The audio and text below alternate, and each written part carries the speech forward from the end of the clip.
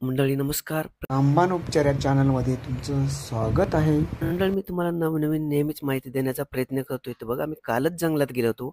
तर आता हे पळस फुलवलेले आहेत बघा, पळसाला फुलं आलेत. तर आता बऱ्याचशा जणांच्या तक्रारी आहेत, मुतखड्याचा त्रास आहे. तर एक साधा सोपा उपाय आहे बघा. काय करायची पळसाची फुलं आणायची पूर्ण, सुकवायची चांगली आणि त्याची पावडर बनवायची, चूर्ण बनवायचं आणि सकाळी 1 चमचा, संध्याकाळी 1 चमचा असे 10 ते 15 दिवस तुम्ही नियमित घ्या.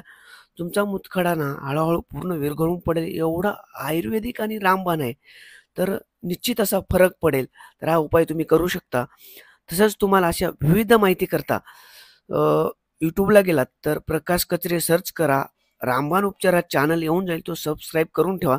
कारण रील्सच्या रील्सच्या माध्यमातून तुम्हाला ना अशी पूर्ण माहिती देऊ शकत नाही. दिलेली माहिती आवडल्यास म्हणजे प्रकाश कचरे पेजला फॉलो करा, लाईक करा, शेअर करा. धन्यवाद.